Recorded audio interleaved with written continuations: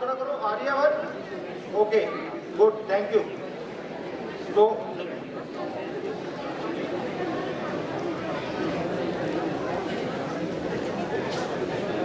अभी आपने देखा कुछ स्कूलों ने किस प्रकार से हमारा जो है सहयोग किया है, और आप विश्वास नहीं करेंगे कि ये स्कूल ऐसे हैं जिनको हमें कहना नहीं पड़ता, वो हमसे पूछते हैं सर आपका प्रोग्राम कब है। चाहे वो डीएवी स्कूल सेक्टर 6 द्वारका का डीएवी स्कूल है, मैक्सफोर्ड स्कूल है, और सचदेवा ग्लोबल स्कूल है, सेंट कोलंबो स्कूल है। तो मैं चाहता हूँ कि एक बार जोरदार तालियां, जो ये स्कूल जो हमें इतना सपोर्ट करते हैं उनके लिए एक बार जोरदार तालियां बजाएं।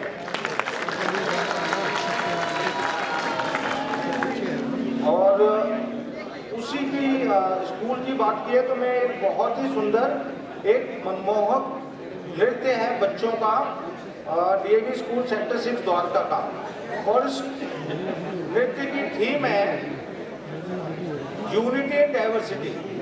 इसमें हर एक स्टेट का, ज़्यादातर स्टेट का, अलग अलग स्टेट का कुछ ना कुछ आप पाएंगे। जो बहुत ही सुंदर नृत्य है, आप इसको बैठकर एंजॉय करें। जो लोग जा रहे हैं उनको मैं बता दूं कि ये स्कूल इस नृत्य को लेके नेशनल लेवल तक उन्होंने इसको प्रस्तुत किया हुआ है, तो आप लोग इसको जरूर देख के जाएं। DAV public school sector 6 Dwarka के बच्चों द्वारा ये देशभक्ति का नृत्य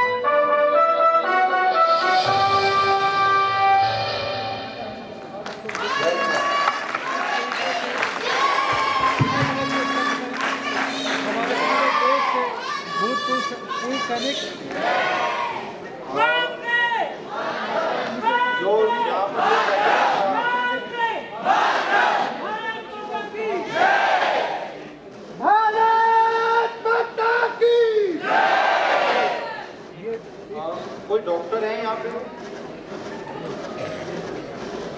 आप स्टेज पे आएंगे सर, एक बच्चे की तबीयत थोड़ा सा लग रहा है सीरियस है।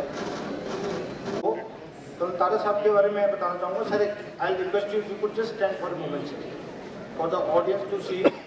साहब को वीर चक्र भी मिला हुआ है और साहब को जो बांग्लादेश का सबसे बड़ा अवार्ड है, friends of liberation war of Bangladesh, उस अवार्ड से भी नवाजा गया है। साहब ने शेख मुजीबुर रहमान साहब की जो पूरी फैमिली थी उसको जो है बचाया था, नहीं तो पाकिस्तानियों ने उनको मार देना था सब। ये साहब ने बहुत बड़ा काम किया था और साहब डेकोरेटेड वैसे भी है बसंतर ऑपरेशन में वीर चक्र मिल रहा साहब को। और साथ में स्पेशली वहाँ के प्राइम मिनिस्टर ने जब वो शेख मुजीबुर रहमान साहब की बेटी बांग्लादेश के प्रधानमंत्री बने तो साहब को स्पेशली वहाँ पर ढाका बुलाकर जो देश का सबसे बड़ा सम्मान है वो दिया गया। एक बार जोरदार तालियां तारा साहब के।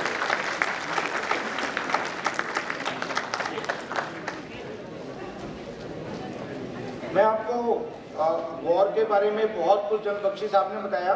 उन्होंने नाम लिया था कर्नल अपना lieutenant second lieutenant Arun Khetrapal साहब का।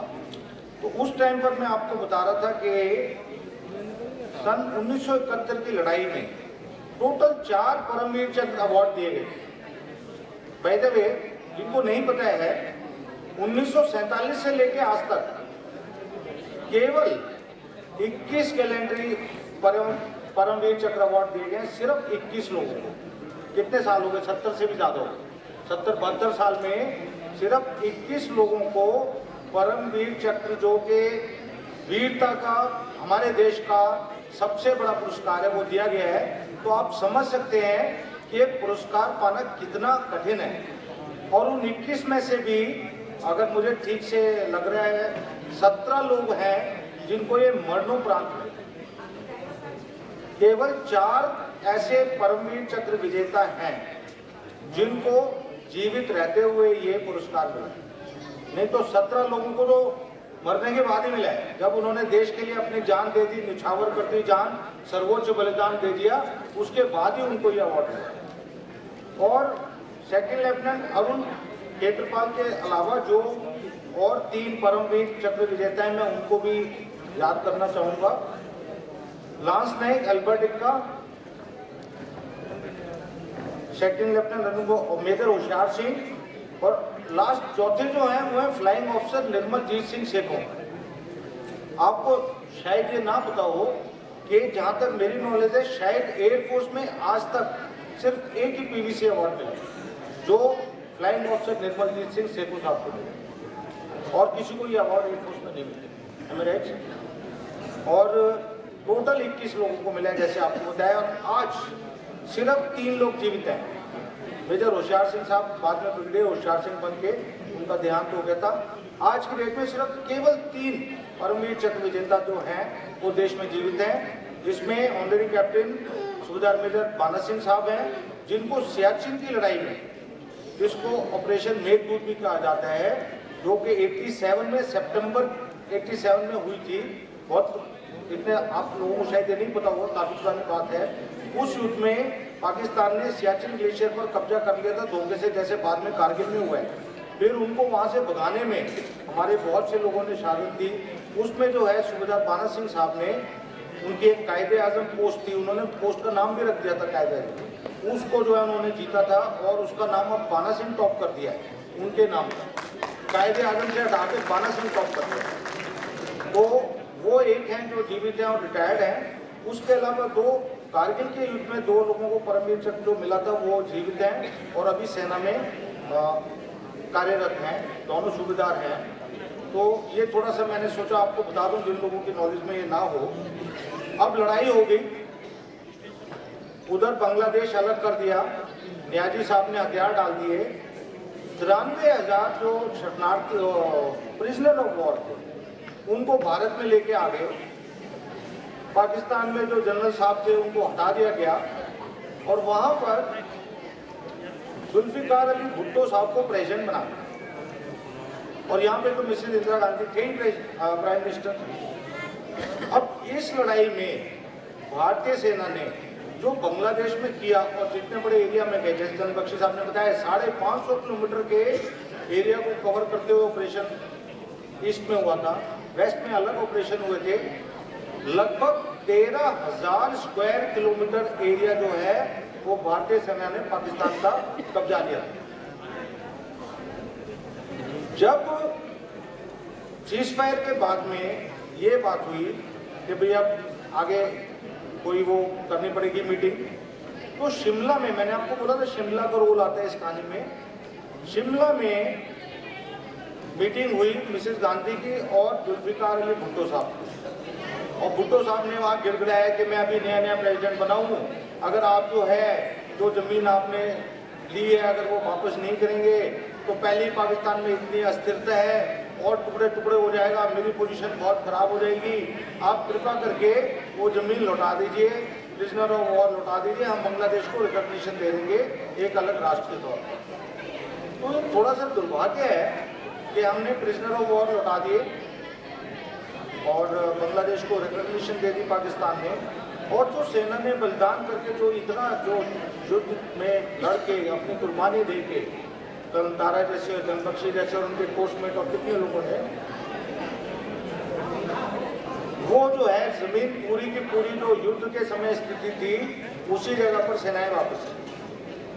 तो अनफॉर्चुनेटली ऐसा हमारे देश में कई बार हुआ है कि किसी भी कारणों से, शायद हमें उसका नहीं मालूम है, कई बार हमने जो अच्छे कार्य किए हैं, सेना ने जो देश के लिए बलिदानें दे के जो युद्ध में चीज़ें जो हैं करी हैं, वो कहीं पे जाके निगेट हो जाती हैं जब इस प्रकार से राजनीतिक तौर पर हम उन पर अपना कब्जा नहीं रख पाते। चलिए ये बात खत्म करते हैं। अब एक सबसे बड़ी बात, ये जो बच्चे जा रहे हैं सुन के जाइए एक सेकेंड, इस युद्ध में भारत के 3,000 सैनिक शहीद हुए। कितने? 3,000। और पाकिस्तान के 8,000 सैनिक शहीद हुए, 8,000। और जो घायल हुए थे वो हमारे करीब 12,000 सैनिक घायल हुए थे और पाकिस्तान के करीब 25,000 सैनिक। तो आप सोचिए कि 13 दिन के 14 दिन के युद्ध में कितना भीषण युद्ध रहा होगा कि एक तरफ 3,000, एक तरफ 8,000 के 11,000 उनके सैनिक, हमारे सैनिक जो भी कहिए, 11,000 सैनिकों ने अपनी बलिदानी अपने अपने देश के लिए दी इस युद्ध में। तो युद्ध किसी के फायदे के लिए नहीं होता है आमतौर पर। सर आई होप दवाई तो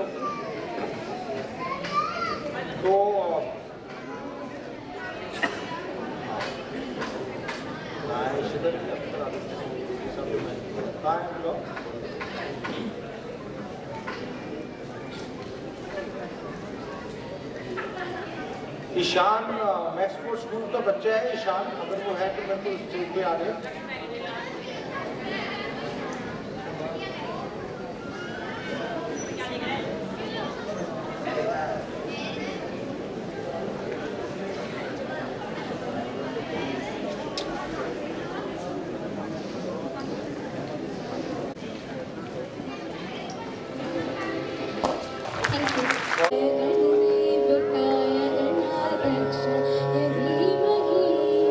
गुण शरीराय गुण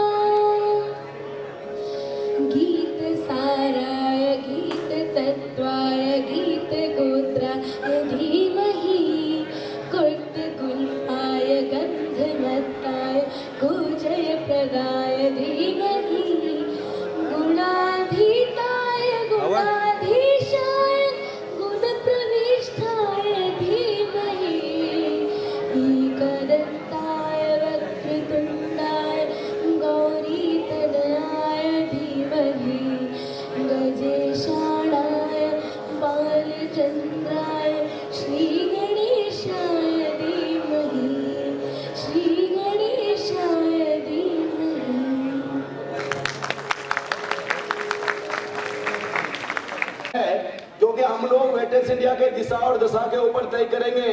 2:30 से 5 बजे तक बैठेंगे लंच के बाद। तो आप लोग कहीं जाए नहीं। और आपके बीच में बड़े ही महत्वपूर्ण व्यक्ति और वेटरन्स इंडिया के राष्ट्रीय सचिव, हरियाणा के इंचार्ज हैं फौजी करमवीर, आ चुके हैं। तो मैं उनसे अनुरोध करूंगा कि फौजी करमवीर जी आप आए और अपनी वाणी से, गायन के माध्यम से राष्ट्रवाद और देशभक्ति का संचार करें। तो लंच के बाद हम सभी लोग बैठेंगे और हर एक जो वेटरन्स इंडिया के सदस्य आए हैं उन सभी को बोलने का मौका मिलेगा और हम लोग राष्ट्रवाद और देशभक्ति की सोच को कैसे आगे लेकर जाएंगे, संगठन का रूपरेखा क्या होगा, हमें कैसे आगे बढ़ना चाहिए कि संगठन को मजबूती प्रदान हो, संगठन का एक्सपेंशन हो, ये सारे चीज पे चर्चा होगा। क्योंकि आप लोग बड़े दूर दूर से आए हैं और इस पे चर्चा होना बहुत जरूरी है।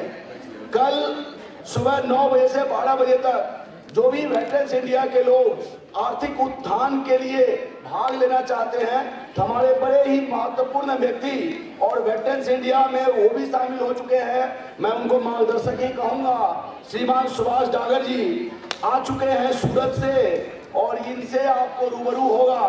तो कल 9 से 12 बजे तक उस पर चर्चा होगी और भी कई एक तरह की बातें होगी। तो आप भी लोग अभी श्रीमान फौजी करमवीर को सुने। लंच में लोग हैं, धीरे धीरे लंच भी होते जा रहा है। तो ये भी अच्छा है कि भीड़ नहीं होगा। पिछले बार काफी भीड़ हो गई थी तो लोग लंच करके आते भी जाएंगे। आप ये मत समझिए कि कुर्सी खाली है। ये सारे जितने कुर्सी पर लोग हैं सब लोग इधर ही बाहर है या लंच कर रहे हैं, वो लंच करके आएंगे। तो फौजी करमवीर जी अपनी बात को रखें। इसके बाद हम लंच करेंगे। लंच के बाद वेटरन्स इंडिया परिवार के जो भी लोग हैं, जो आए हुए हैं, सभी लोग हम बैठेंगे। सारे प्रदेश अध्यक्ष होगा, जिला अध्यक्ष होगा, हम सभी लोग अपनी अपनी बात को रखेंगे और कैसे हम राष्ट्रवाद और देशभक्ति की सोच को राष्ट्र निर्माण में लगाने के लिए आगे बढ़ सकते हैं, उस पर हम लोग चर्चा करेंगे। हमारे बीच में हमारे वेटरन्स इंडिया के पैट्रॉन श्रीमान AVM SK जिंदल साहब भी मौजूद हैं, वो भी अपनी गाइडेंस देंगे।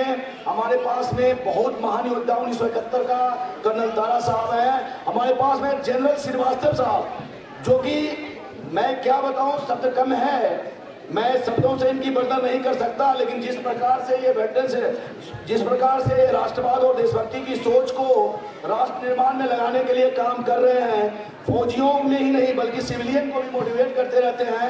मैं जनरल श्रीवास्तव साहब आपको स्वागत करता हूं, अभिनंदन करता हूं।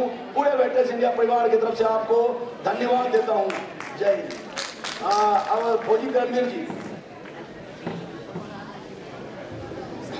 बोल भारत माता की। ऑल वेटरन्स सभी को फौजी करमवीर की तरफ से राम राम। दोस्तों, मैं बहुत ही शुक्रगुजार हूँ हमारे प्रेसिडेंट VK मिश्रा जी कि जिन्होंने मेरे को नेशनल सेक्रेटरी इंचार्ज हरियाणा इस वेटरन्स इंडिया के अंदर जो है काम करने का मौका दिया। और मैं आर्मड कोर डेक्कन और यूनिट से रिटायर्ड हूँ और अभी फिलहाल एज पर सिंगर आप लोग मेरे को जानते हो। और VK मिश्रा जी जो है इस मुहिम को लेके चले हुए हैं, बहुत बड़ी बात है जी। मेरे को भी काफ़ी फोन करके बताते रहते हैं, फौजी साहब आप एक्टिव हो, कुछ करो। थोड़ा बिजी तो सभी रहते हैं, लेकिन मैं बता देना चाहता हूँ VK मिश्रा जी, मैंने आपको बताया था कि नशा हटाओ जीवन बचाओ के ऊपर मैंने काम शुरू कर दिया हरियाणा के अंदर। और अभी जो है अभी आज भी मीटिंग करेंगे और उसको लेकर, क्योंकि आज ये बहुत ज़्यादा जरूरी है युवाओं को नशे से बचाना। तो अभी फिलहाल आप लोगों के बीच में जब भी कोई ऐसा माहौल बनता है, बहुत से ऐसे देशभक्त वीर सुरमा इस हिंदुस्तान की माटी में पैदा हुए हैं जिन्होंने हमारे को इस गुलामी की जंजीर से आजाद करवाया, जिसके बदौलत हिंदुस्तान के अंदर हम आज घूम रहे हैं आजाद। और कहीं भी मेरा किसी भी प्रकार का प्रोग्राम हो, चाहे धार्मिक जागरण का प्रोग्राम भी मेरा होता है, मैं एक देशभक्ति सॉन्ग वहां भी जरूर गाता हूँ, क्योंकि फौजी हूँ। नहीं गाऊंगा तो शायद अपने फर्ज से लापरवाही करूंगा। तो एक सॉन्ग अगर आज मैं उन शहीदों के नाम गिनवाने लग जाऊं तो सबसे पहली लाइन में सबसे पहला नाम अगर आता है तो शहीद आजम भगत सिंह का आता है। और ये सॉन्ग उस टाइम का है जिस दिन फांसी लगनी थी राजगुरु सुखदेव और भगत सिंह को, उसी दिन का ये सॉन्ग आप लोगों के बीच में कि एक छोटी सी गुड़िया 10-12 साल की बच्ची भगत सिंह के गांव में उसको खबर मिल गई कि आज जो है भगत सिंह को फांसी लगेगी। और भगत सिंह की माँ के पास दौड़ी दौड़ी गई, कहने लगी कि हे माँ, हे आंटी, बेटी क्या हो गया, तेरे को सांस पर चढ़े हुए हैं कि तू यहाँ आराम से बैठी है और मैं तो सुन के आई हूँ कि तेरे बेटे भगत सिंह को आज फांसी लगेगी। इतनी बात जब भगत सिंह की माँ विद्यावती ने सुनी तो उसकी माँ हंसने लगी। अब सोच के देखो, जो मैं सॉन्ग गाऊंगा उसकी माँ हंसी क्यों? जिस माँ को ये पता चल जाए कि तेरा बेटा तो आज वतन के लिए कुर्बान हो जाएगा, शहीद हो जाएगा, उस माँ का तो कलेजा वैसी जगह छोड़ देगा, अपनी ममता को कुर्बान कर रही है वो माँ। लेकिन उसकी हंसी में एक राज था जो मैं सॉन्ग के माध्यम से बताऊंगा। भगत सिंह ने एक दिन अपनी माँ से वचन भरवाया था कि वो दिन मेरी जिंदगी में आएगा, तो मेरी शादी करना चाहती है ना, शादी मेरी होएगी, लेकिन वह लोकेशन भी कोई और होएगी और वह दुल्हन भी कोई और होएगी। एक दिन मौत नाम की दुल्हन से शादी करवाऊंगा मैं, और जिस दिन उस मौत को बहाने जाऊंगा, अपनी आंखों में एक भी आंसू नहीं लेके आएगी। माँ तो वादा कर, गांव की लुगाई छोरियां बुला करके और बड़े अच्छे अच्छे संगीत गीत गा करके और अपने बेटे की बारात को विदाई दे देना। वो बात भगत सिंह की माँ को याद आई। एक बार जोरदार ताली करता हूं। भगत सिंह की माँ बोलती है, बेटी इस दुनिया के अंदर ऐसा कोई माई का लाल पैदा नहीं होया जो मेरे बेटे भगत सिंह को फांसी तोड़ दे। आज तो मेरे बेटे भगत सिंह की शादी है। माँ मैं तो सुन के आई थी तेरे बेटे के हाथों में हथकड़ी, पैरों में बेड़ियां डलेगी और अंग्रेज फांसी के फंदे पे ले जाएंगे। लाडो तू झूठ सुना है तूने। आज मेरे बेटे के हाथों में हथकड़ी नहीं, हाथों में तो शादी के कंगने सजेंगे, पैरों में रखड़ी सजेगी, मटना लगाया जाएगा, दुल्हा बनेगा तेरा भाई। और सारी तेरी सहेलियों को बुला के लेके आ और जो है गीते गाओ, गीत गाओ और अपने जो है तुम्हारे भाई की बारात की विदाई करनी है। तो इस गीत के माध्यम से आपको बताता हूँ, उस माँ ने अपने बेटे की वतन के लिए मौत किस प्रकार से शादी के अंदर कन्वर्ट कर दी। भगत जनों, ऐसी माँ भी पैदा हुई है इस हिंदुस्तान की माटी से। क्या बताया? हाँ, अरे देश में बर्बादी है, लेके आनी आज आ जाती है, और आओ बहनों गीत गाओ, मेरे बेटे भगत सिंह की शादी है। अरे देश में बर्बादी है, लियानी आज आ जाती है, आओ बहनों गीत गाओ, भगत सिंह की शादी है, आज मेरे बेटे की शादी है। अरे जितने दुख थे दुनिया के सबसे बेटा मेरा पार हुआ, भगत सिंह मेरा पार हुआ। ये मत कहना रे दुनिया वालों, पुत्र मेरा गिरफ्तार हुआ, बेटा मेरा गिरफ्तार हुआ। डंडा बेड़ी लगा दे, उसके पैरों में सजा दे, राखड़ी बंधवा दे, आगे मटने की बुनियादी है। देश में बर्बादी है, लियानी आज आ जाती है, आओ बहनों गीत गाओ, भगत सिंह की शादी है, आज मेरे बेटे की शादी है। अरे हाथों में जंजीर डाल के चपरासी ने पकड़ी है, चपरासी ने पकड़ी है। ये मत कहना रे दुनिया वालों, हाथों में हथकड़ी है, हाथों में हथकड़ी है। सजा होगा कंगना हाथ में, उसके गोरे गोरे गात में, और चढ़ेगा वो बारात में, बारातियों की बुनियादी है। अरे देश में बर्बादी है, लेके आनी आज आ जाती है, आओ बहनों गीत गाओ, भगत सिंह की शादी है, आज थारे भाई की शादी है। और एक बात और बता देना चाहता हूं दोस्तों, बताते हैं जिस टाइम पर मौत की सजा देके जज साहब ने अपनी कलम तोड़ दी अदालत के अंदर, तो भगत सिंह जोर जोर से हंसने लग गया और जज ये देख के हैरान हो गया, इस लड़के को मैंने मौत दे दी और इसको तो जूं भी नहीं सड़ा रही। जज साहब कहता है, भगत सिंह अपनी हंसी में लगाम दे। अरे पागल, मैं तेरे को फांसी सुना चुका हूं, अगर ऐसे हंसेगा तो हम हमारी ब्रिटिश अदालत की तौहीन समझते हैं। इसमें भगत सिंह शेर की तरह दहाड़ता है, कहता है अंग्रेजों तुम्हें सजा भी नहीं देनी आती, जब हमने सारे जुर्म छाती ठोक के कबूल कर लिए, अगर हमें सजा देनी है अपनी आर्मी और पुलिस को बुलाओ और चारों तरफ से लगा के गन हमें चौराहे पे खड़ा करके गोलियों से उड़ा दिया जाए। अगर ऐसे फांसी के फंदे पे लटका के और कुत्तों की मौत मारोगे तो हम भी तौहीन समझते हैं हिंदुस्तान के क्रांतिकारियों की। ये विचार थे भगत सिंह जैसे नौजवानों के। एक बार जोरदार ताली बजाओ। ऐसे इतिहास नहीं बने उनके।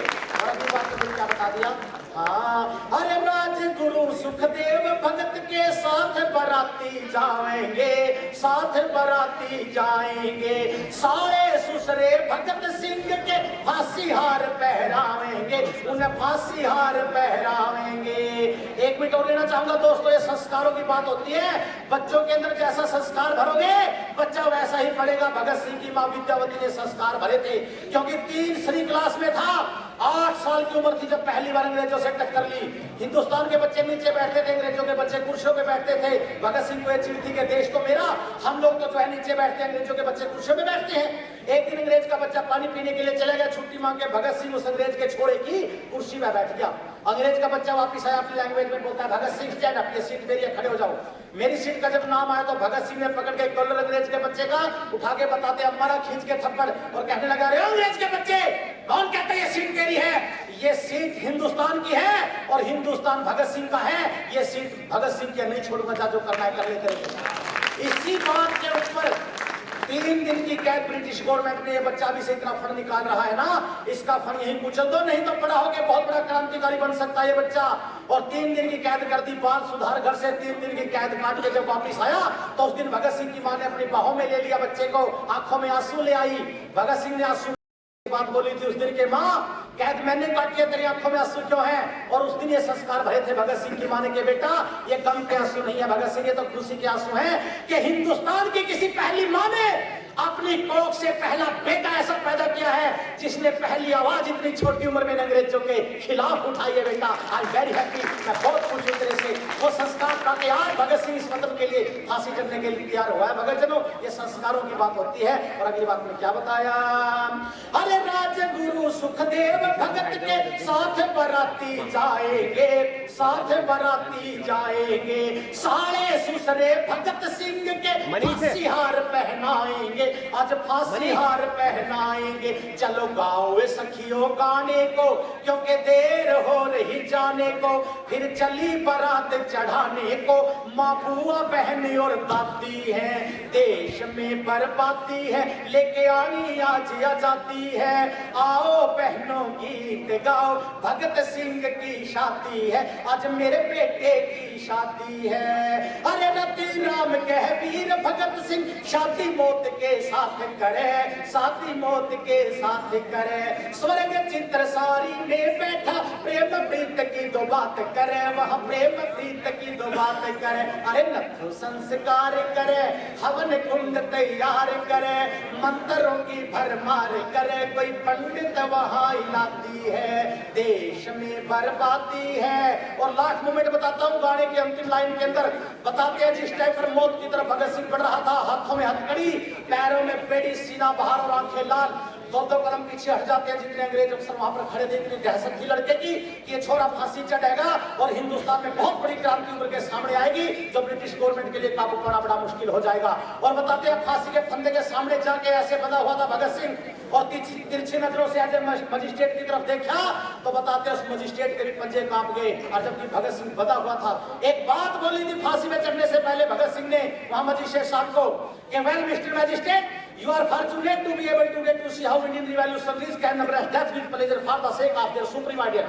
यानी कि मजिस्ट्रेट महोदय, आप दुनिया के सबसे खुशनसीब आदमी हो जो हिंदुस्तान के ऐसे क्रांतिकारियों की मौत आज अपनी आंखों से देखोगे, जो अपने सर्वोच्च आदर्शों के लिए किस प्रकार हंसते हंसते वतन के लिए कुर्बान हो जाया करते हैं। और फांसी का फंदा चूम के गले में डालने से पहले एक बात और बोल गया कि खुश मत हो जाना अंग्रेजों, कभी तुम सोचो कि भगत सिंह का अंत हो गया। भगत सिंह की कहानी तो बहुत लंबी होगी हिंदुस्तान में। अगर तुमने हमारे मुल्क को आजाद नहीं किया तो आऊंगा दोबारा जन्म लेके तुम्हारी छाती के ऊपर मूंग तोड़ने के लिए, जो आज बीके मिश्रा जैसे युवाओं को तैयार कर रहे हैं। दोस्तों, बड़ी अच्छी बात है, बड़ी खुशी की बात है। और आखिरी बात में फिर क्या कह दिया, हाँ न ये फांसी अंत हमारा, और न ये फांसी अंत हमारा। अरे राजगुरु सुखदेव भगत सिंह लेंगे जन्म दोबारा, न ये फांसी अंत हमारा, और न ये फांसी अंत हमारा। ओ मेरा रंग दे बसंती चोला, ओ मेरा रंग दे बसंती चोला, ओ मेरा रंग दे, ओ मैं रंग दे, ओ मेरा रंग दे बसंती चोला। आखिरी लाइन गा रहा हूं, सारे हाथ ऊपर करके मेरे साथ ताली बजा के गाएंगे। मेरा रंग दे बसंती चोला, मेरा रंग दे बसंती चोला, मेरा रंग दे बसंती चोला, मेरा रंग दे बसंती चोला, माए रंग दे बसंती चोला। थैंक यू दोस्तों, टाइम ज्यादा ले लिया क्योंकि देशभक्ति बात फौजी के अंदर में पता नहीं कैसे कैसे विचारा। थैंक यू, धन्यवाद। संगठन के मजबूती के लिए लेना बहुत जरूरी है। हमारे बीच में एक अवार्ड बच गया था, श्रीमान जयप्रकाश मिश्रा जी जो वेटरन्स इंडिया के राष्ट्रीय संयुक्त सचिव हैं और उत्तर प्रदेश के प्रभारी हैं। तो मैं उनसे अनुरोध करूंगा कि आप आए। जयप्रकाश मिश्रा जी, वेटरन्स इंडिया इनके काम को देखते हुए इनको प्राइड ऑफ नेशन से सम्मानित कर रही है और मैं खुद राष्ट्रीय अध्यक्ष के तौर पे इनको सम्मानित कर रहा हूं।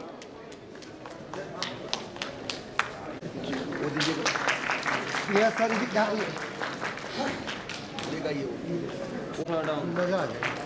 यहाँ देखिए सर, इधर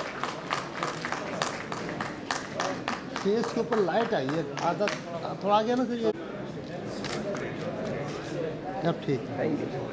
शहीदों के सम्मान में विश्वव्यापी यात्रा हमने की थी 95 डेज 25,000 किलोमीटर्स और 29 राज्यों में। हमारी खाली यही मांग थी पूरे देश में घूम घूम कर कि जितने भी हमारे सेना के जवान शहीद होते हैं उनके लिए सरकार एक ऐसा शहीद स्वाभिमान कार्ड बना दें जिस कार्ड के माध्यम से चाहे स्कूल हो, चाहे हॉस्पिटल हो, चाहे कैसी भी सुविधा उस कार्ड के माध्यम से सबसे पहले उनको मिले। और एक और मांग रही सरकार से कि जो इनकम टैक्स लगता है सेना के जवानों के सैलरी पर, वो इनकम टैक्स बंद हो जाए। मेरी यही मांग है। जय हिंद, जय भारत। आप विक्रांत पांडे जी, यदि आपके पास समय नहीं है तो सभी लोग लंच के लिए जाएंगे। मैं तब तक चाहूंगा कि हमारे मनीष शुक्ला जी 5 मिनट अपनी बात संगठन के ऊपर रखें। फटाफट मनीष शुक्ला जी, अब जल्दी से आ जाओ, फिर नेशनल एंथम होना है, फिर प्रोग्राम को पहला सेशन खत्म करेंगे। जय हिंद वेटरन भाइयों। भाई राम राम जी। सबसे पहले मैं अपने गुरु को नमन करता हूं और उसके बाद आप सभी लोगों का जो 15 तारीख को विजय दिवस में यहाँ आए उनका दिल से अभिनंदन करता हूं। हम वेटरन इंडिया के संस्थापक महोदय मिस्टर विनय मिश्रा जी का हार्दिक अभिनंदन और उन्हें भी नमन करता हूं। सबसे बड़ी चीज जो उन्होंने हम लोग को उपलब्ध कराई, मैं यहाँ देखता हूँ कि हजारों की संख्या में लोग हैं, शायद मैं उनको नहीं जान पाता या आप हमें न जान पाते यदि हमको विनय जी ने ये प्लेटफॉर्म उपलब्ध न कराया होता। वेटरन इंडिया एक्स सर्विसमैन का एक ऐसा राष्ट्र व्यापी संगठन है जो कि एक्स सर्विसमैन की बातों को, उनकी आकांक्षाओं को, उनके स्वप्नों को साकार करने की दिशा में अग्रसर है। हम लोग सहकारिता, सद्भावना, सच्चरित्र, इसके थीम को फॉलो कर रहे हैं, विचार को फॉलो कर रहे हैं और एक हाथ से एक हाथ मजबूत होगा। अगर हम आपस में हाथ मिला के एक दूसरे के साथ रहेंगे तो निश्चित रूप से एक्स सर्विसमैन इस देश के विकास में एक महत्वपूर्ण रोल प्ले कर सकता है या नहीं कर सकता। इतना ठंडा उत्साह लगता है कि दोपहर हो गई तो कुछ पेट में खलबली सी मच रही है, लेकिन मुझे पूरी तरह से उम्मीद ही नहीं, पूरा विश्वास है कि जैसे जैसे हम लोग साथ रहेंगे, हम लोग अगर एक रहेंगे तो निश्चित रूप से वेटरन इंडिया अपने सपनों को, आपके सपनों को, सबके कहा जाए कि आपके सपनों को साकार करने में सक्षम रहेगी। हमारे साथ कितने सारे महानुभाव जुड़े हुए हैं, आप लोग देखिए कितने बड़ी बड़ी डिग्निटरी जुड़ी हुई है जिनकी आप में आस्था है, आप में विश्वास है। एक बार मेरे साथ बोलिए जय हिंद। ये बात लगता नहीं है कि भाई आवाज अगर इतने हजारों विरुद्ध आवाज आनी चाहिए, आई नहीं है विद्युत से। एक बार फिर से बोलिए जय।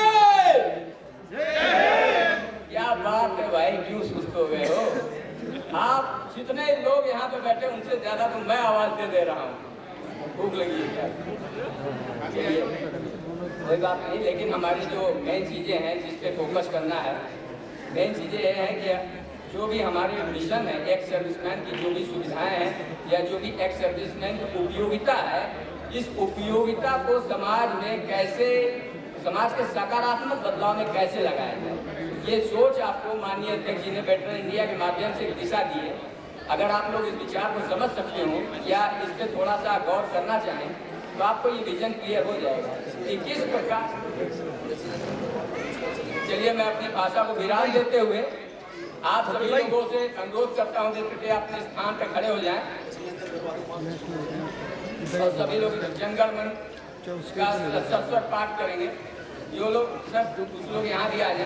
अधिनायक जय हे भारत भाग्य विधाता, पंजाब सिंध गुजरात मराठा द्राविड़ उत्कल गंगा, विंध्य हिमाचल यमुना गंगा उच्चल जलधि तरंगा, तव शुभ नामे जागे, तव शुभ आशीष मांगे, गाहे तव जय गाथा, जन गण मंगल दायक जय हे भारत भाग्य विधाता, जय हे जय हे जय हे जय जय जय जय हे।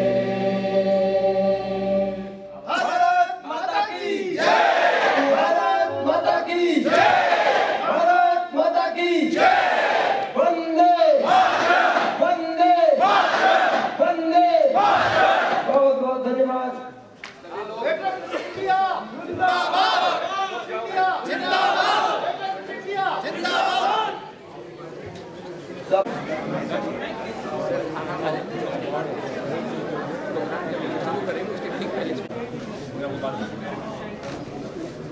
वकील सर आपके पीछे। Yes sir. आजा गरिमा, आ जाओ आ जाओ, आजा Garima. Yes sir. Thank you.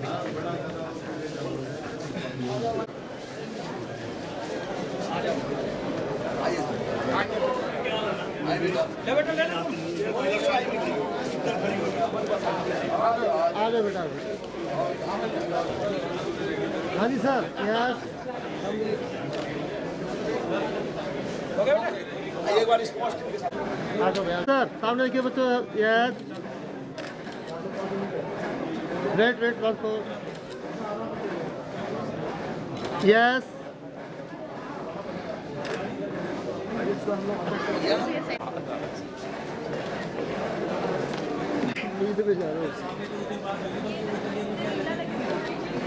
Thank you ji. Great. There's a lady and associates. They are working on the women empowerment. जैसे प्रधान जी ने बताया कि हमारा किसान सेक्शन है, and we are working for that. We are working for the empowerment of youth. हमारा time निकल गया है.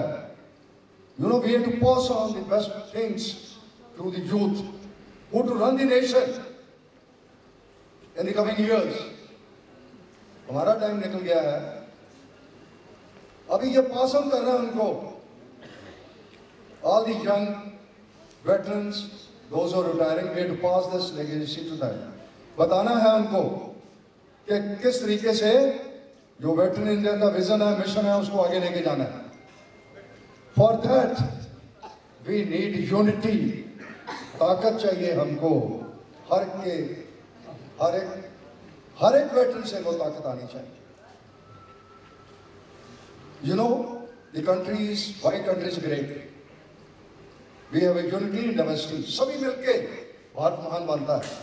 इसी तरीके से what we have to do is we have to give it more power.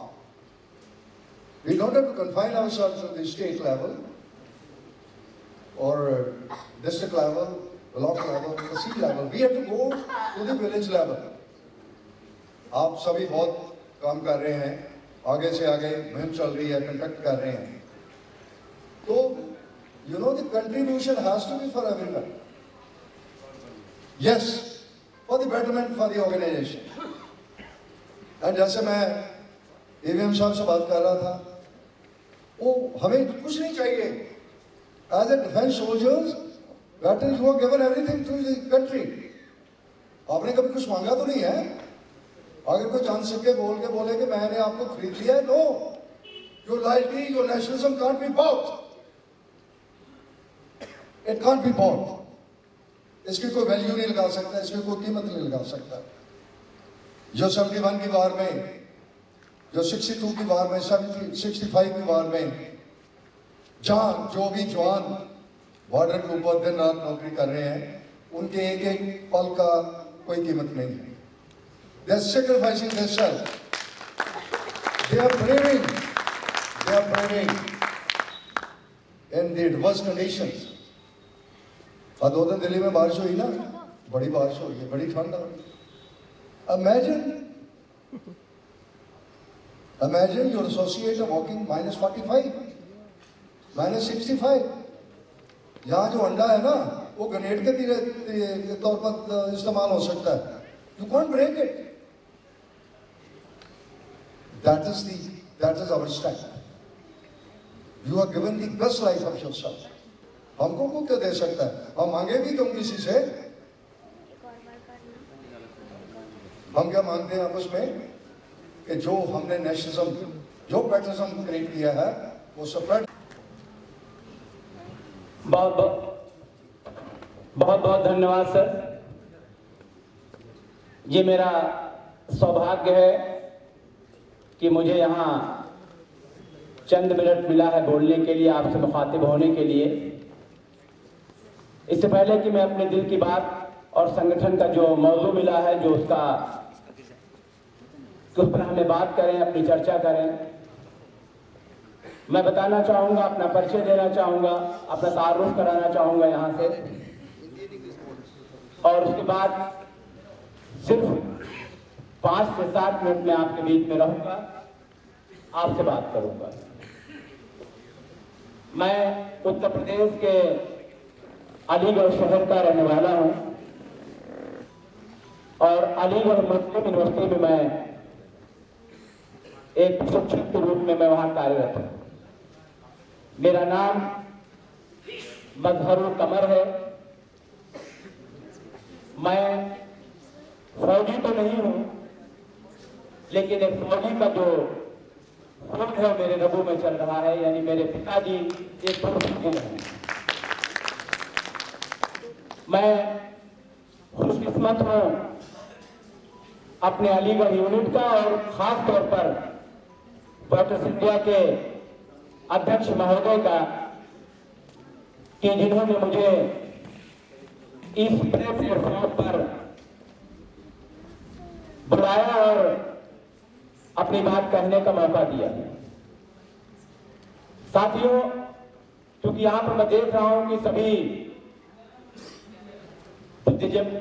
बुद्धिमान बुद्धिजीवी वर्ग बैठा है, मैं सिर्फ इतनी बात कह के अपने संगठन के बारे में बात करना चाहूंगा कि वेटरन्स इंडिया ने आवाज दी है बड़े नाज के साथ।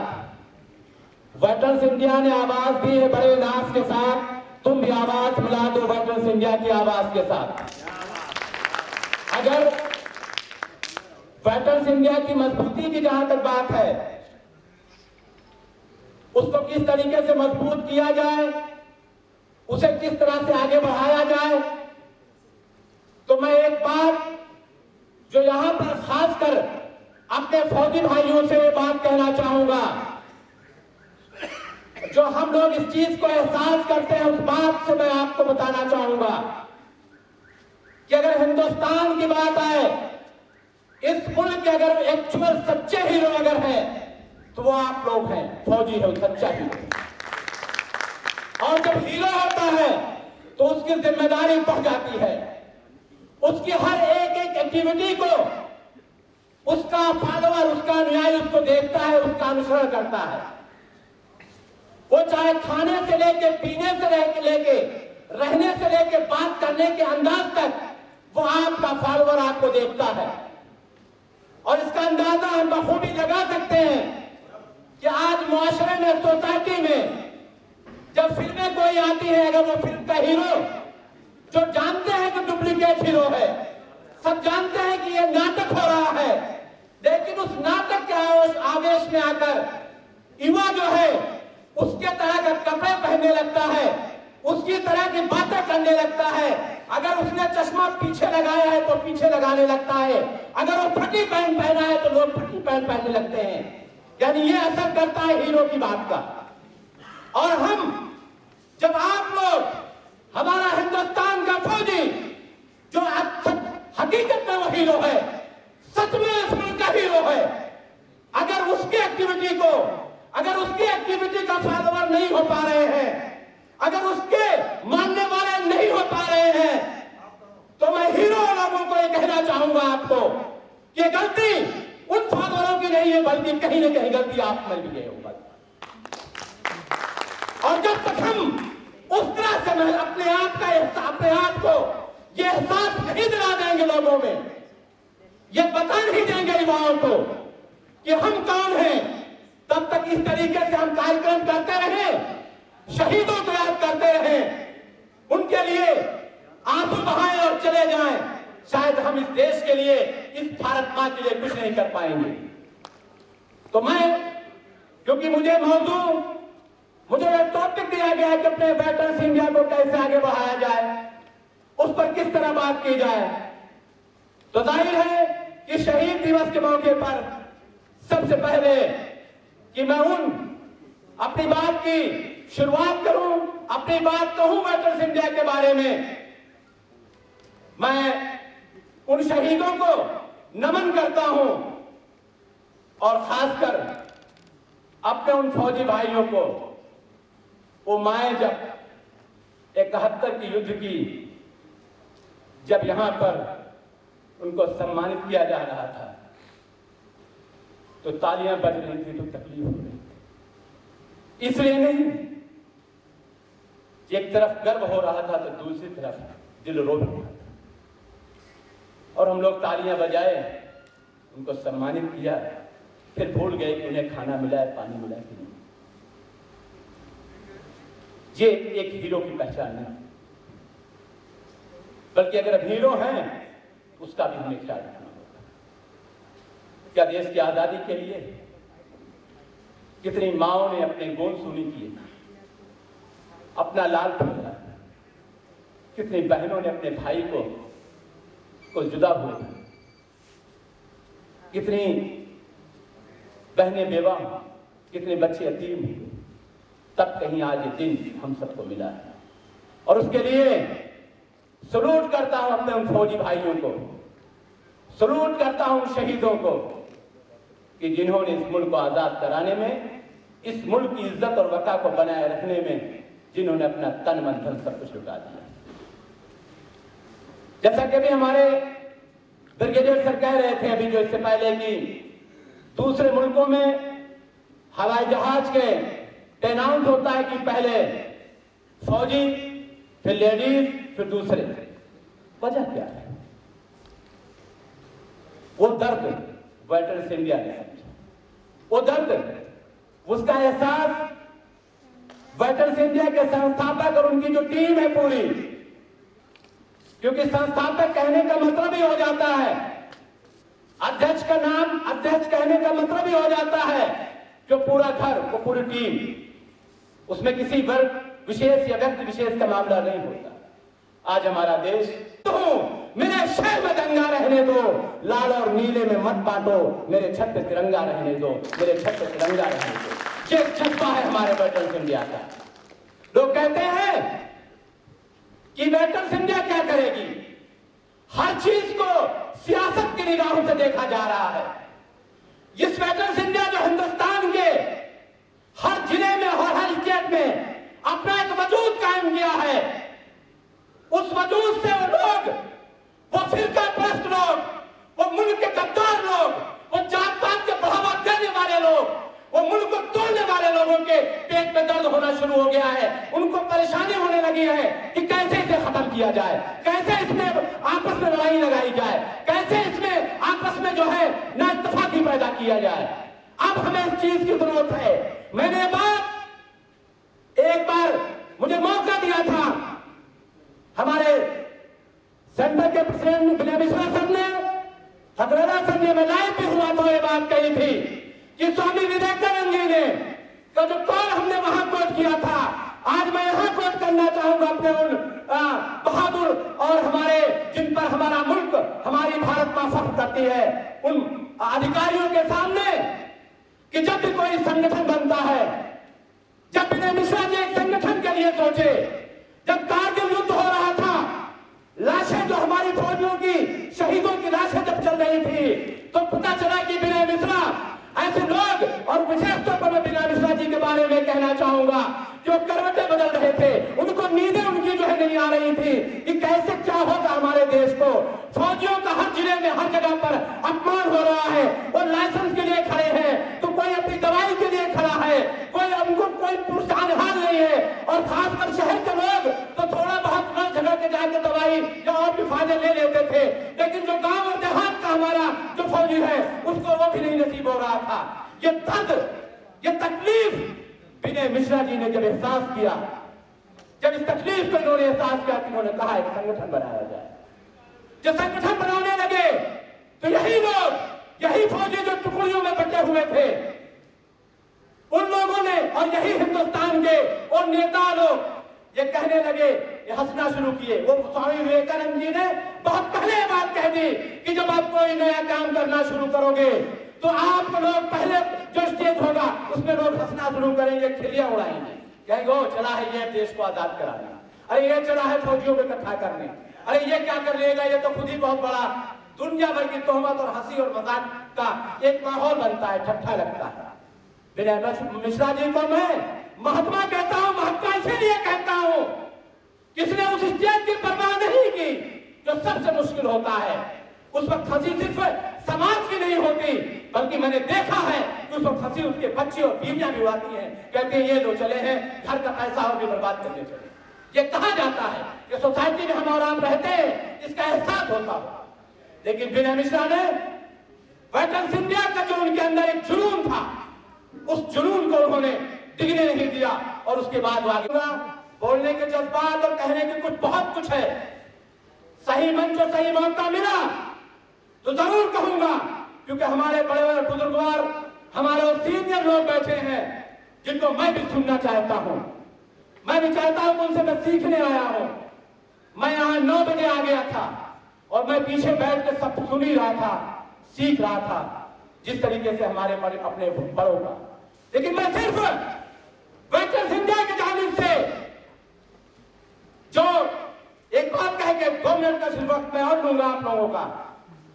चलो चलते हैं मिलजुल कर, चलो चलते हैं मिलजुल कर वतन पर जान देते हैं, चलो चलते हैं मिलजुल कर वतन पर जान देते हैं। बहुत आसान है कमरे में वंदे मातरम करना।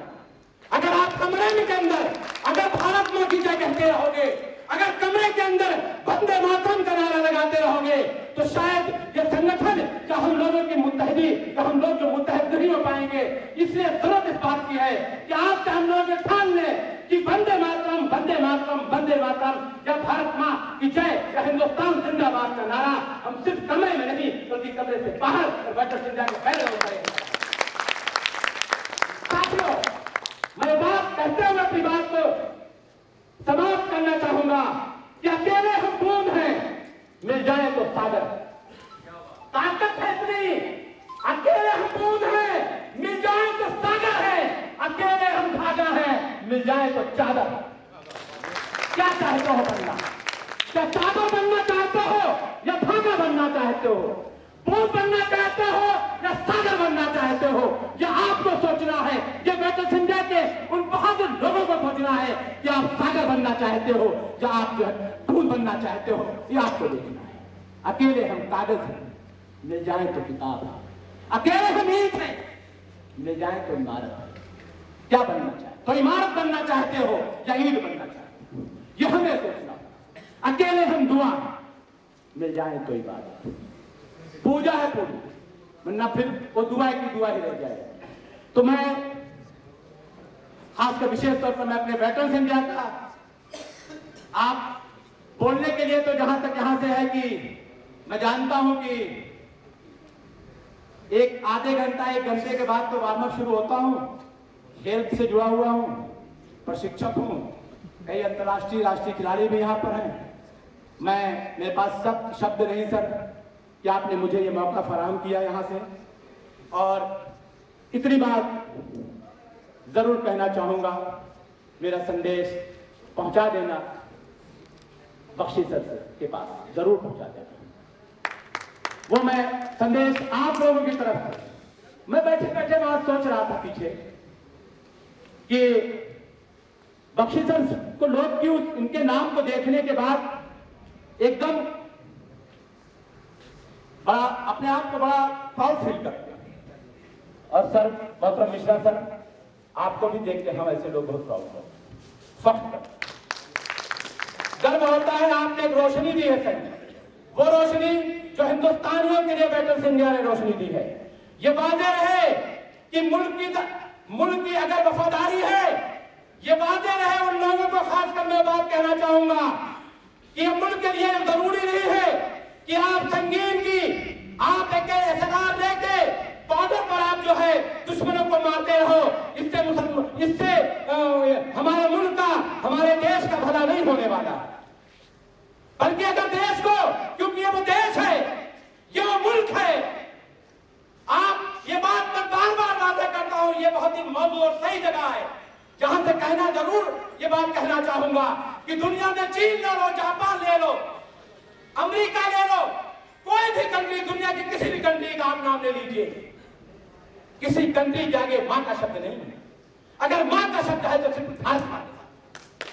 इसलिए हमारा कर्तव्य है, हमारा दायित्व है कि अपनी मां की रक्षा के लिए हम अपनी सिर्फ ये नहीं कि अपनी जान देने के लिए तैयार रहे, बल्कि उससे ज्यादा जरूरत इस बात की है कि जो हमारी जिम्मेदारी है, जो इस मां ने मुझे जिम्मेदारी दी है, हमारे अगर एक शिक्षक है तो उसकी जिम्मेदारी दी गई है ईमानदारी से पढ़ाए, एक किसान है उसकी जिम्मेदारी दी गई है तो ईमानदारी से अपने खेतों पे काम करे, एक ताजिर है यानी अगर व्यापारी है उसकी जिम्मेदारी है कि ईमानदारी से काम करे।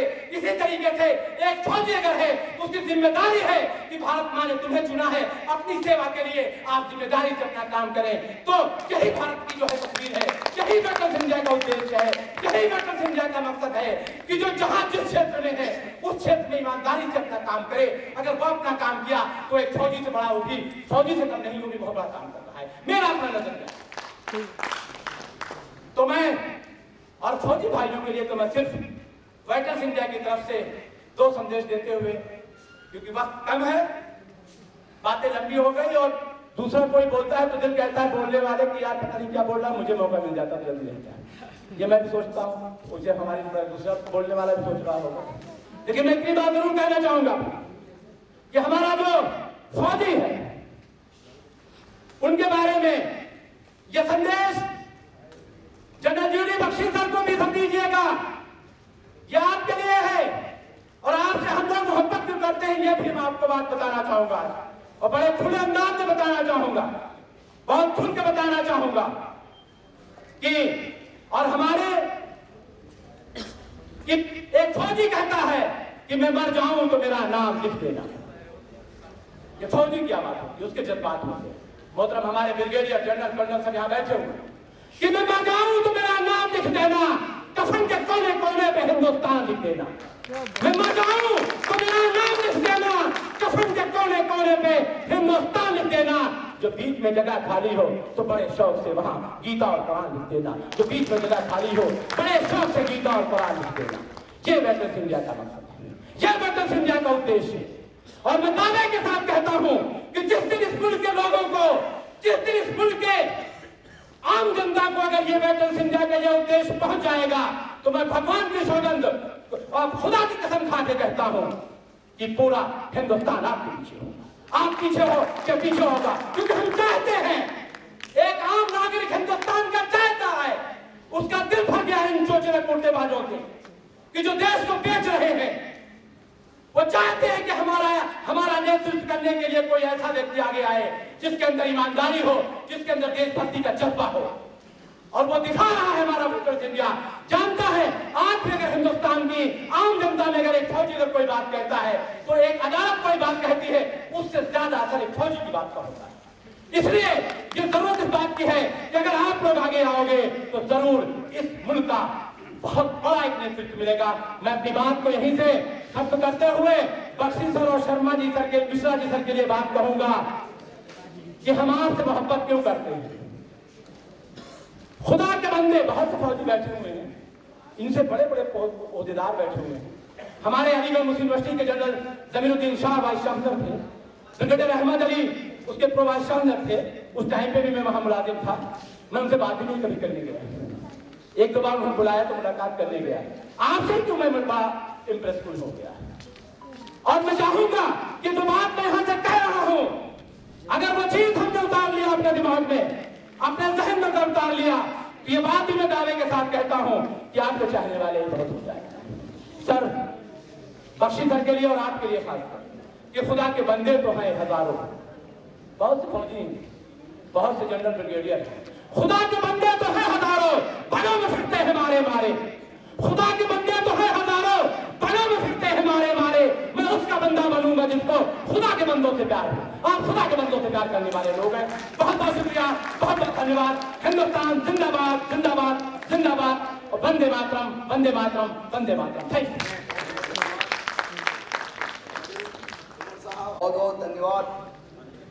मैं जनरल बख्शी के पास एक बात तो जरूर पहुंचा दूंगा कि बख्शी सर, आपकी उम्र 72 साल हो गई और इस 72 साल की अवस्था में जिस प्रकार से आप हमारे युवाओं में और बाकी जो वेटरन्स इंडिया के परिवार में जोश भरते रहते हैं, किसी कारण से यदि आप नहीं आ पाएंगे तो हमें दूसरा जनरल बख्शी के रूप में कमर साहब या ब्रिगेडियर जीजे सिंह साहब जैसे लोग वेटरन्स इंडिया में हैं, जो पूरे देश में जोश भरने में कतई कोई कमी नहीं छोड़ेंगे।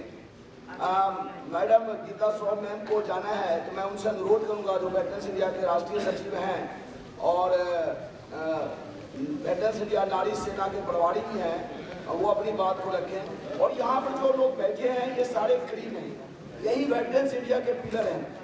और हमारे बड़े अच्छे अच्छे लोग, अभी कर्नल राघव साहब हैं, कर्नल जेपी सिंह साहब हैं, अभी हमारी शोभा मैम हैं, ऐसे लोग हैं जो कि अपनी बात को रखेंगे। कम शब्दों में वेटरन्स इंडिया संगठन के बारे में सिर्फ बोलना है। आपके बारे में मैंने बहुत कुछ बता दिया, सभी के बारे में, आपके बारे में लोग जानते भी हैं। आप संगठन के हित के बारे में बोलें, कम समय में अधिक बातें बोलें, जिससे संगठन को मजबूत करें। मेरी आवाज आ रही है?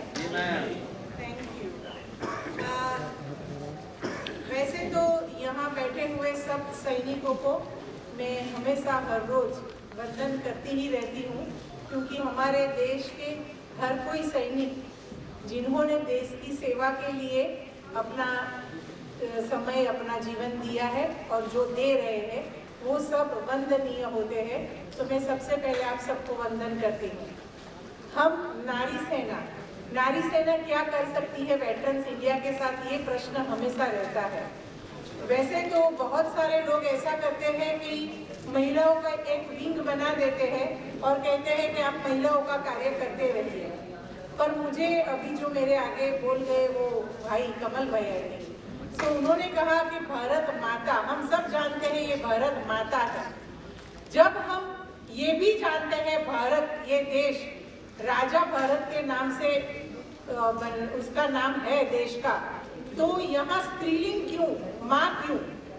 तो माँ इसलिए है क्योंकि शंकर भगवान ने भी कहा था कि अर्ध नारी स्वरूप अगर पुरुष में आता है तो ही पूर्ण रूप होता है। तो जब भारत देश था वो आधा था, लेकिन जब उसके साथ माँ जुड़ी वो पूरा हो गया, तो ये भारत माँ बन गई।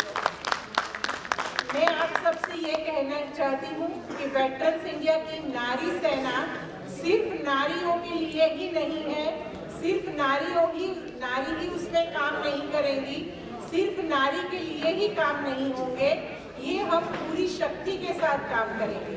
हम चाहते हैं जैसे हम सूरत में, गुजरात में वेटरन्स इंडिया के बहुत सारे पूर्व सैनिक हमारे साथ जुड़ के नारी सेना को जुस्सा जोश दे रहे हैं, साथ में आगे आ रहे हैं, वैसे हर जगह पे नारी सेना के साथ हमारे वेटरन्स इंडिया के हर कोई सदस्य, हर कोई पूर्व सैनिक साथ जुड़े। अब हमारा जो एजेंडा है उसमें सबसे ऊपर हमारा जो एजेंडा है वो महिला की सलामती का है। तो अब आज मैं सुबह से यहाँ आई हूँ, हमारे जितने भी सर, ब्रिगेडियर सर से लेके मेजर से लेके जितने भी मैं लोगों को मिली, सबने यही कहा कि हमें महिला सुरक्षा के लिए, महिला सलामती के लिए कुछ करना है और हम ये कर रहे हैं। हर कोई अपनी जगह से जो भी कर रहा है वो बढ़िया है, लेकिन अगर हम सब एक साथ जुड़ के करें तो ऐसे रिमोट प्लेसेस पे कि जहां वेटरन्स इंडिया की जरूरत ज्यादा है वहां भी हम पहुंच सकें। तो मेरा ये सुझाव है आप सबको कि हम सब साथ मिलके ऐसे जगह पे भी जाए जहां महिलाओं की सलामती के लिए बहुत ही चिंता करने की जरूरत है। हम किसी सरकार के ऊपर भी निर्भर नहीं रहेंगे। हम वेटरन्स इंडिया काफी है। आई थिंक मिश्रा जी सहमत होंगे। यस, हम वेटरन्स इंडिया काफी है, हमें कोई और फोर्स चाहिए ही नहीं है, यही फोर्स है। इसीलिए मैंने अपने वेटरन्स इंडिया के स्थापक अपने मिश्रा जी से कहा था कि सर इसका नाम नारी सेना रख दीजिए, क्योंकि सेना नाम से एक जुस्सा आता है अंदर कि हमें कुछ करके दिखाना है। हम बेचारी महिला नहीं है, हम साथ मिलके बहुत कुछ करेंगे और हमें ये करना है।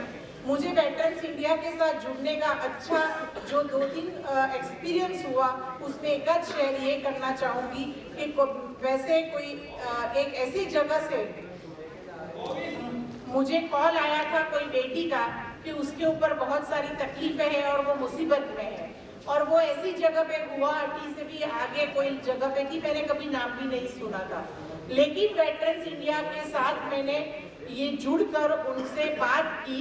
हमारे वाइस प्रेसिडेंट अभी national vice president MD Singh sir नहीं आए शायद आज, उनके साथ भी मैंने जुड़कर बात की और वो लड़की को वहाँ बैठे हम वेटरन्स इंडिया की तरफ से मदद भेज सके। ये बहुत बड़ी बात थी, ये बहुत बड़ी बात थी कि वो लड़की को जब घर छोड़ के भागना पड़ा, वो दिल्ली पहुंची तो हमारी वेटरन्स इंडिया यहाँ भी उसके पास खड़ी रह गई। ये हमारी वेटरन्स इंडिया की ताकत है और यही चाहिए हमें कि हम कोई भी कोने में बैठे कोई आवाज दे रहा है तो हम उसके लिए तुरंत खड़े रह सके। हमारे एक मैसेज या फोन से हमारी पूरी टीम वहां पहुंच सके। अगर हम ये यूनिटी ला सके तो वेटरन्स इंडिया का प्लेटफॉर्म द बेस्ट प्लेटफॉर्म है। नहीं तो सिर्फ हम मीटिंगें करते रहेंगे और जय हिंद का नारा लगा के घर जाके सो जाएंगे। तो मैं आप सबसे ये उम्मीद रखती हूँ कि हम एक होके ये करेंगे और खास तौर से वेटरन्स इंडिया की नारी सेना के द्वारा हम आपको इतना निश्चिंत कर देना चाहते हैं कि हम आपके हर एक कार्यक्रम में आपके साथ खड़े रहने के लिए तैयार हैं। आप कभी भी ऐसा मत सोचिएगा कि ये तो नारी है, नारी है ये सोचिएगा, क्योंकि ये यही सेना में हमारी महिलाएं जो सेवा दे रही है, उन्होंने आज बंदोपाध्याय मैडम शायद नहीं आ सकी, एयर मार्शल बंदोपाध्याय मैडम भी आने वाली थी, ऐसा उन्होंने मुझे कॉल किया था। तो हमने सूरत में जब अपनी ऐसी महिला जो नारी सेना के तरफ से हमने रखा एम्पावर्ड वुमन वॉल, सशक्त नारी वॉल। हमने नारियों को सशक्त इसलिए कहा है क्योंकि वो सशक्त थी, वो हम सब जानते हैं, हमारे वेद पुराण में है, लेकिन उसको ऐसा बना दिया गया है कि वो बेचारी बन गई क्योंकि उसको सिर्फ शरीर के रूप से देखा जाता है। मैं यहाँ बैठे जितने भी पुरुष लोग हैं उनको मैं कहती हूँ, आप अपने हृदय पे हाथ रख के एक बार पूछिएगा कि आप महिला को किस नजर से देखते हैं। क्या वो एक शरीर है या वो व्यक्ति है? वो आदर्श स्वरूप एक व्यक्ति है जो अपना दूध पिला के ये राष्ट्र के ऊपर अपना खून बहाने वाला सैनिक देती है। वो महिला आदर के पात्र ही है। उसकी सिर्फ ब्यूटी नहीं देखी जाती है, उसका हृदय देखा जाता है। वो सर्जन करती है। तो मैं आपसे रिक्वेस्ट करूंगी कि आप सब जो हमने सूरत में यहाँ सुभाष तावर जी भी बैठे हैं जो कल आपके आर्थिक उपार्जन के लिए यहाँ मीटिंग लेने वाले हैं, हमारी सूरत की 2 महिलाएं जो आई है लीना देसाई और भावना मुखातीवाला, हम सब ने वहाँ ये माहौल किया था कि आपके घर में जो भी नारी शक्ति है, चाहे माँ है, बहन है, बेटी है, बहू है, चाची है, बुआ है, जो भी है, बीवी है, उन सब की आप एक तिलक लगा के उनको कहो कि आपकी पूजा ही हमारे लिए लक्ष्मी की पूजा है। ये आपके घर की साक्षात लक्ष्मी को अगर आप इतना सम्मान देंगे तो समझ लेना कि यहाँ महिलाओं की सलामती के लिए हमें कुछ करने की जरूरत नहीं रहेगी, महिला खुद सलामत हो जाएगी। बस ये हमें सैनिकों के द्वारा मैसेज देना है, क्योंकि मैं ये एक बार और कहना चाहूंगी कि आप सैनिक वंदनीय है। आपने अपना जीवन राष्ट्र के लिए दिया है, हमारे ऊपर आपका बहुत बड़ा ऋण है, इसीलिए हम आप लोगों को इतना आदर देते हैं। इसीलिए मैं 30 साल से सोशल वर्क से थी, फिर भी वेटरन्स इंडिया में जुड़कर ये प्लेटफॉर्म के ऊपर काम करके अपने आप को भाग्यशाली मान रही हूँ, क्योंकि मैं ऐसे लोगों के साथ जुड़ी हूँ जिन्होंने राष्ट्र के लिए अपना जीवन दिया है, और इन लोगों के लिए काम करूंगी जो अपना जीवन राष्ट्र के लिए दे रहे हैं। तो मैं आप सबसे कहूंगी कि आपके द्वारा जो मैसेज जाएगा ना, वो बिल्कुल बिल्कुल एकदम रंग लाएगा। हमारी मेहनत इतनी काम नहीं आएगी जितना आपके द्वारा दिया हुआ मैसेज। आप मैसेज दे कि महिलाएं सम्मानीय है, आप मैसेज दे कि महिला हमेशा वंदनीय है। आप देखिए हमारे देश में पूरी जगह पे सब जगह महिलाओं को वंदन करेंगे, उनको सम्मान करेंगे। और आप सोचिए कि आप इस प्लेटफॉर्म का उपयोग कैसे कर सकते हैं। हमने तो सोच लिया है नारी सेना ने, बस अभी आप बाकी सोच लीजिए। हम आपके साथ हैं और आशा रखते हैं आप भी हमारे साथ रहेंगे। जय हिंद, वंदे मातरम, जय Hind. And we all salute you. And I assure you on behalf of Mr. Mishra, our President, and all the core committee, that 100% assistance is assured to you. Jeete raho and keep on doing. This is what we are looking forward in the veteran India. That's what you have brought a new lease to life to us. Keep it up. And we will show, I assure you, on behalf of all the veterans who are sitting here, ये जो कार्यक्रम आपका पूरा ताकत से लागू किया जाएगा। Now I will request my friend, Colonel J.P. Shaw, could you spare some 5 minutes and advise us, confine yourself only to the unity and stand. Thank you. जैसा कि मेरे को सिर्फ 5 मिनट का समय दिया है, 5 मिनट के समय को ही मद्देनजर रखते हुए मैं अपनी बात वेटरन्स इंडिया के सशक्तिकरण की बात। सर थोड़ा सा प्लीज। हाँ जी, डोंट माइंड। प्यारे भाइयों और बहनों, सबसे पहले तो वेटरन्स इंडिया का मैं आभार व्यक्त करता हूं और founder president Shri D K. Mishra ji का आभार व्यक्त करता हूं कि आज हम सबको एक ऐसा मंच प्लेटफॉर्म मिला है जहां हम राष्ट्र के प्रति अपनी समर्पित भावनाओं को व्यक्त कर सकते हैं, और वो है राष्ट्र सर्वोपरि, नेशन फर्स्ट। इसको मद्देनजर रखते हुए इसी बात को जो हमारा मिशन है, नारा है नेशन फर्स्ट, उसके ऊपर मैं आप अपनी बात को 5 मिनट में कन्फाइन करूंगा। हम मेरे से पहले ब्रिगेडियर टी.जे. सिंह साहब ने, कमल साहब ने और सम्मानित हमारे मैडम श्रॉफ जी ने जो बातें वेटरन्स इंडिया के बारे में बताई हैं और हमें जोश भरा है, वो बातें काफी सराहनीय हैं और उन बातों का मैं सम्मान करता हूँ। लेकिन आज इस मंच से मैं ये कहना चाहूंगा कि नेशन फर्स्ट, राष्ट्र सर्वोपरि, राष्ट्र सर्वोपरि है तो राष्ट्र क्या है, ये मेरा यहाँ से सुझाव है। और ये बात मैं यहाँ से कहना चाहूंगा कि राष्ट्र सर्वोपरि है, नेशन फर्स्ट है तो राष्ट्र है क्या। आज फाउंडर प्रेसिडेंट को, आज ये हम विजय दिवस मना रहे हैं 1971 वॉर का, आज मेरे को फाउंडर प्रेसिडेंट को ये कहने की क्या जरूरत पड़ गई कि यहाँ एक वार हीरो 1971 का बैठा है, उनका भी नाम लेना। ये हमारी सबसे बड़ी कमी है, सबसे बड़ी कमी हमारी ये है। मैं चाहूंगा और ये मेरा सुझाव है कि अगली बार से वेटरन्स इंडिया, जो भी हमारी वीर नारी जाती हैं, यहाँ सिर्फ चीफ गेस्ट बैठेगी, उसके अलावा बाकी हम सब हमारे जैसे पीछे बैठे, वीर नारी और वीर वार हीरो। जब भी हम जुलाई का प्रोग्राम करते हैं, कारगिल दिवस मनाते हैं, आपने अपने वक्तव्य में सही कहा कि सब चोर है जो नेता है, उनको हम बुलाते हैं, वो फ्रंट सीट में क्यों बैठे? हम ही अपने जो सैनिक हैं, वीर सैनिक हैं, जिनका हम अपने आप को कहते हैं, हम उनको जो है क्यों आगे लाइन में बिठाए? हमारे यहाँ वीर नारी बैठने चाहिए, या हमारे वार हीरोज बैठने चाहिए, उसकी दूसरी या तीसरी पंक्ति में हमको बैठना चाहिए। तो ये राष्ट्र है, तो हम कुछ समर्पित है, तो एक्शन हम ग्राउंड पे कर रहे हैं। ये क्या है? वीर नारी जो है उनको खाने के लिए लाइन में लेना पड़ता है। वीर नारी या तो यहाँ बैठे या यहाँ बैठे, उनके सामने उनको सबको दिखा कि ये है वीर माता है, ये है वीर बहन, ये है वीर नारी, जिन्होंने अपने पुत्रों को, भाइयों, उनको देश के लिए न्यौछावर किया है। उनकी शक्लों को देखा, उनके चेहरों को देखा कि ये है, ये राष्ट्र है, ये राष्ट्र है, वीर नारी राष्ट्र है। सैनिक जो वॉर हीरोज हैं वो राष्ट्र हैं, उनके जो सगे संबंधी है वो राष्ट्र हैं, उनको दुनिया देखे, ना कि नेताओं को दुनिया देखे। अगली बार से मेरा यही सजेशन है कि जो जितने भी वॉर हीरोज हैं वो फ्रंट लाइन में बैठे हैं, कोई जो है पीछे की लाइन में ना बैठे, आगे की लाइन में सिर्फ चीफ गेस्ट और फाउंडर प्रेसिडेंट आगे बैठे, बाकी हमारी सबकी जगह जो है वो पीछे हो। तब तो कुछ है, तब तो कोई मैसेज समाज में जाएगा कि हाँ, हम सब अपने वीर शहीदों की, उनके परिवारों का सम्मान करते हैं। ये क्या सम्मान है? ये सम्मान है?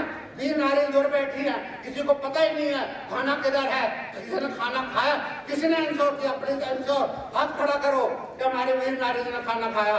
Good, very good. एक ने जो है इंश्योर किया कि हमारे वीर नारी जी ने खाना खाया। यही मेरे यहाँ से सुझाव है।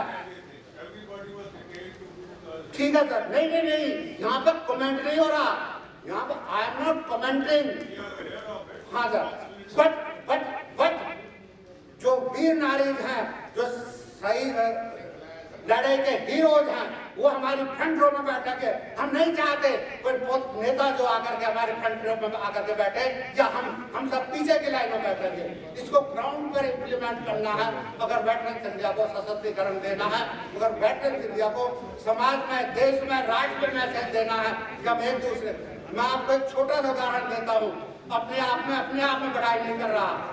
जब मैं OIC से नोएडा लोधी रोड था, किस तरह से मैंने वेटरन्स की मदद की है, किस तरह से सहायता की है, उसी मदद और सहायता में मेरे को फर्स्ट गो में पहली बार में 5000 मेंबर्स का क्लब है, नोएडा क्लब आर्मी का, उसका पहली बार में मेरे को इसी सहायता की वजह से वाइस प्रेसिडेंट बना दिया, क्योंकि वेटरन्स की दिल से सेवा की है।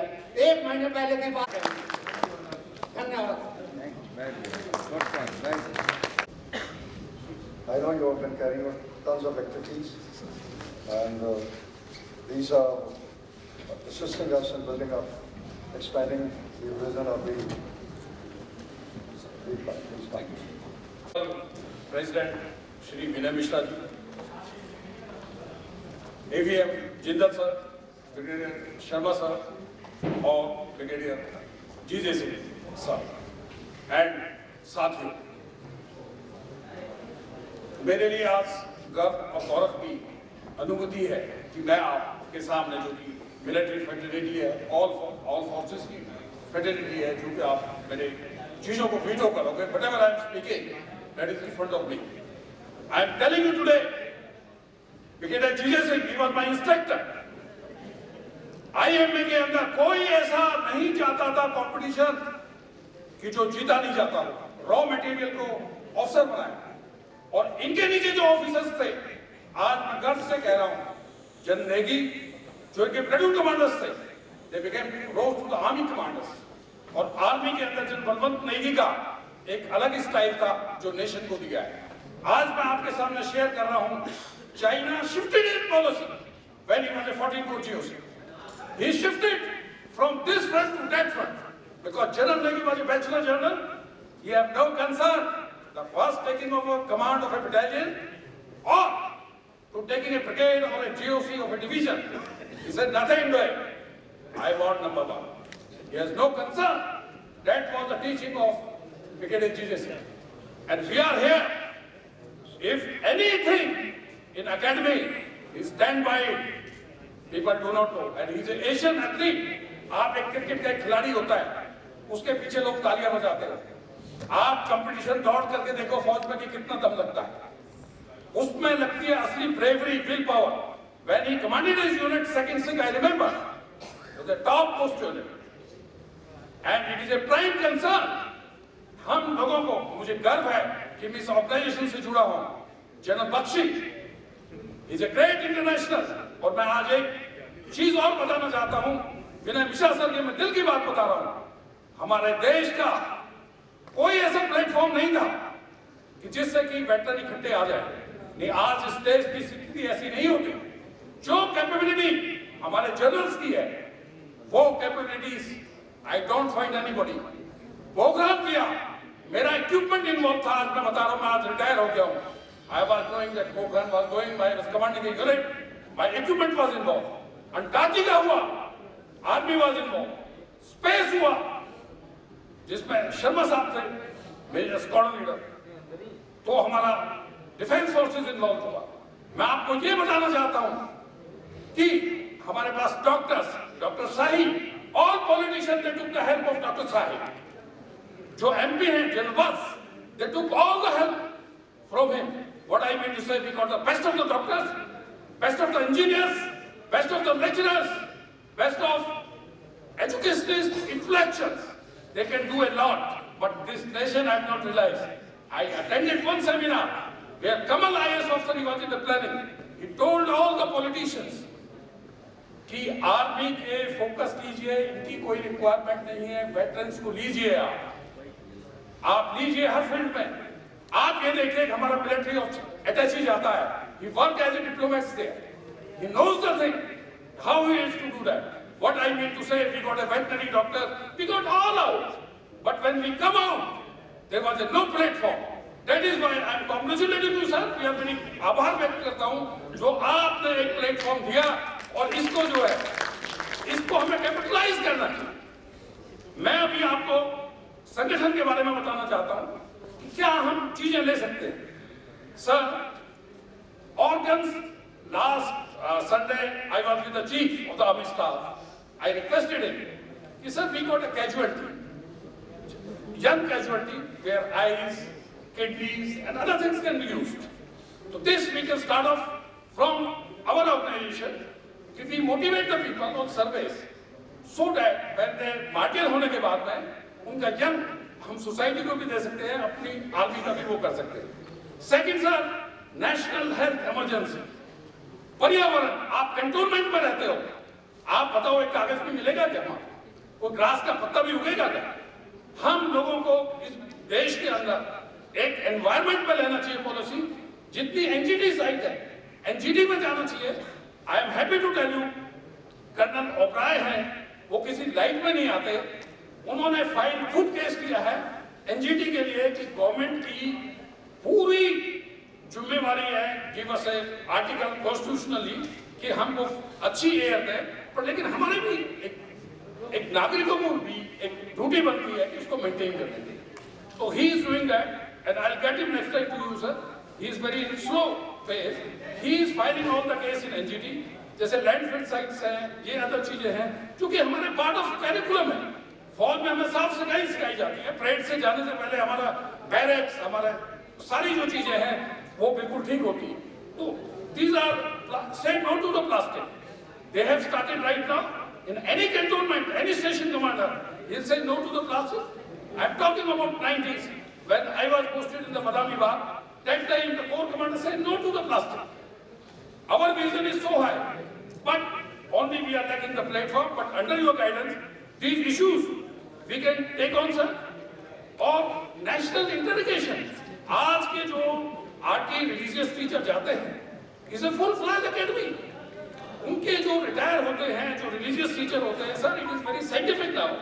रिलीजियस टीचर जितने भी आर्मी में आते हैं सारे पढ़े लिखे हैं। It is a very tough competition. We can take it through veteran India district, we can go to those people and we can, जो आज डिवाइड हो रहा है लोगों का, ये किया जाता है, ये it can be stop. Next for your information I am telling you sir, this Muslim organization, the army sent his ADG there to get the Muslim also, best of the Muslims, so that they can reach the nationalism. Our aim in the Western India is nationalism and patriotism, and we got a good instructors. You see, Jan Bakshi, they were instructor. Their speaking skills, Brigadier General's speaking skills, motivation of the people. Because academy में first time पे जो direct entry जाता है, he doesn't want to stay for a single minute. It's only motivation. It's because very tough training. So what I request you, sir, जितने भी हमारे veterans हैं, we should go to the education institutes and we should tell and motivate the people so that India can come into certain distance. It should be total समर्पण. मैं अभी veteran की operation पे आता हूँ. हमारा ऑपरेशन हमें लेडीज की रिस्पेक्ट सिखाता है. They get into army. The first thing is told the ladies are the first. In good to do.